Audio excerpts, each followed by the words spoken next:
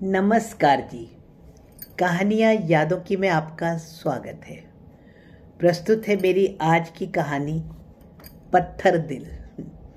माँ, आप इतनी पत्थर दिल और कठोर कैसे हो सकती हो?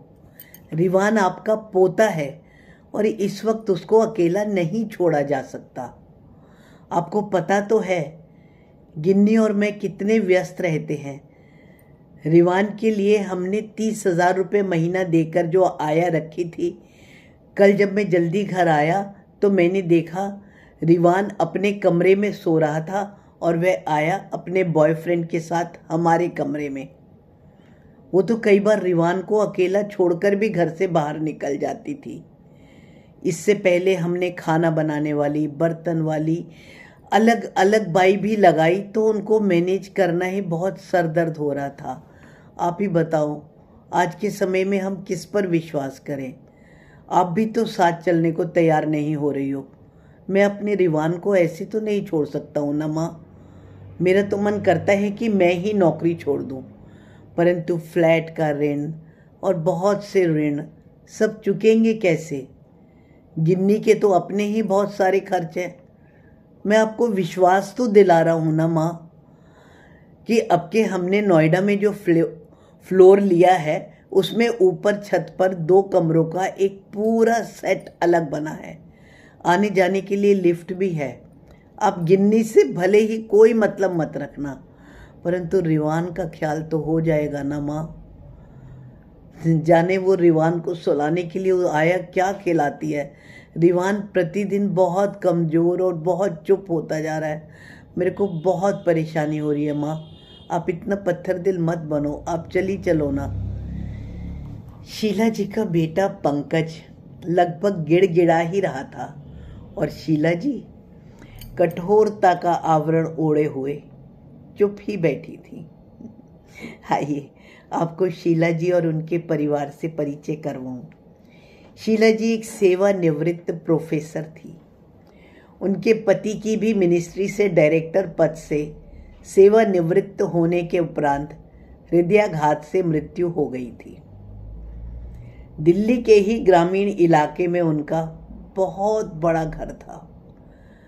पति की मृत्यु के बाद उन्होंने आसपास के गरीब और काबिल बच्चों को पढ़ाना शुरू कर दिया था।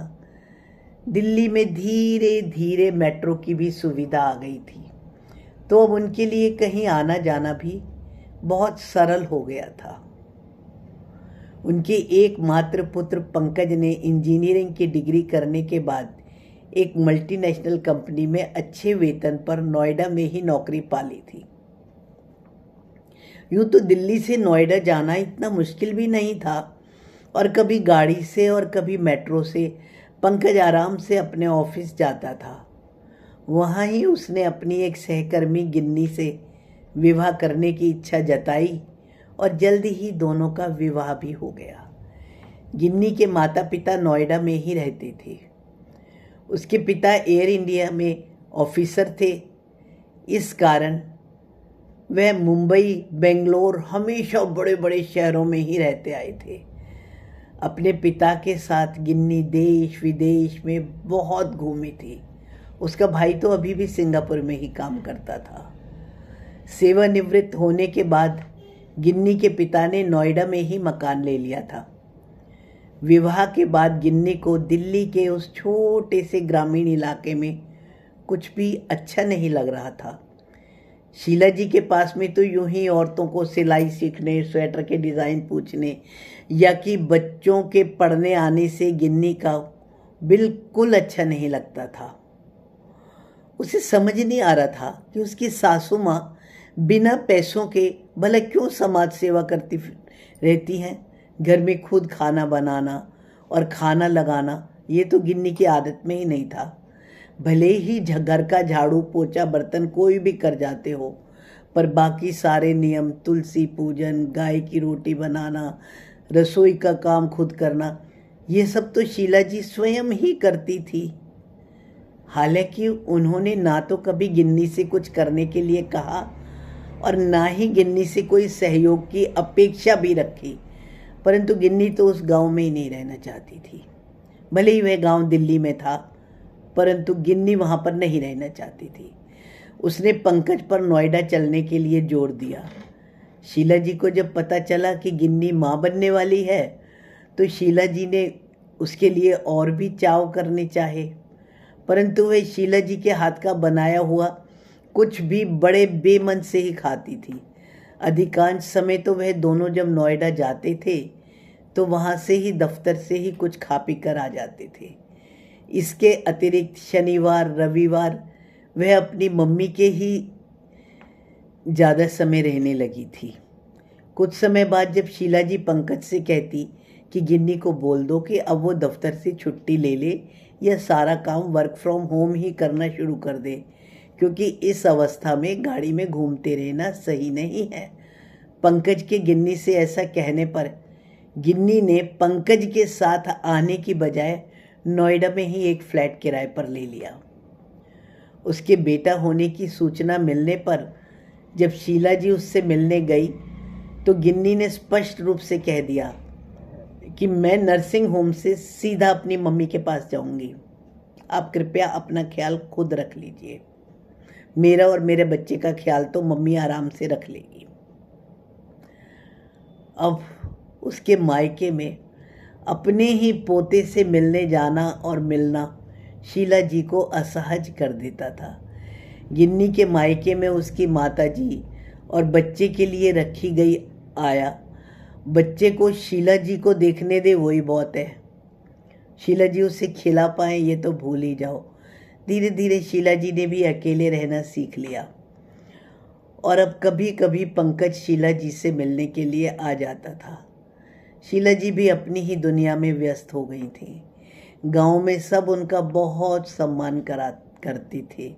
जिन बच्चों को वह मुफ्त में पढ़ाती थी, वह धोबिन, वह दूध वाली, मालिन और पड़ोस के गांव नाते के रिश्तेदार, उनके कॉलेज की सहेलियां, सब कोई भी उनका काम करके सब बहुत प्रसन्न रहते थे।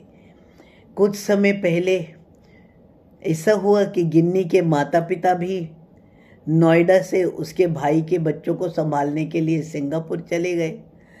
अब तब से पंकज और गिन्नी को अपने बेटे रिवान को संभालना बहुत मुश्किल हो रहा था और यही कारण था कि पंकज शीला जी के साथ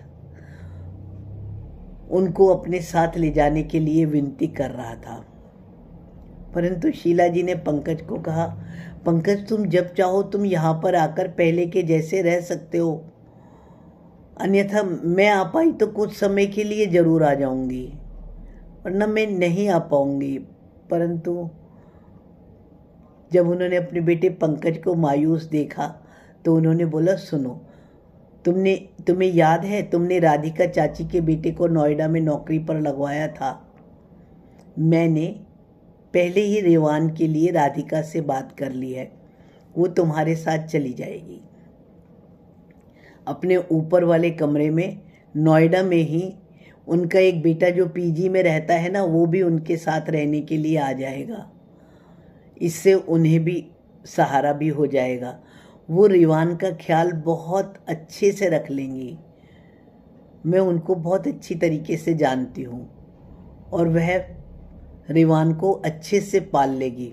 मुझे पता है बेटा कि तुम्हें माँ की नहीं, एक अच्छी आया की ज़रूरत है। जीवन में कभी मुझे लगा कि तुम्हें माँ की ही ज़रूरत महसूस हो रही है तो मैं तुम्हारे साथ रहने के लिए ज़रूर आ जाऊँगी। राधिका चाची अभी तुम्हारे साथ चली जाएंगी और तुम निश्चिंत होकर अपना काम करो और मुझे मेरा काम करने दो। ये कहानी मैंने एक विषय के अंतर्गत लिखी थी। तो श्रोतागण, आप बताओ, विषय था पत्थर दिल। क्या आपका क्या ख्याल है? क्या शीला जी वास्तव में ही पत्थर दिल थी? धन्यवाद जी। मेरी कहानी पसंद आने पर अपने विचार कमेंट्स द्वारा सूचित करें।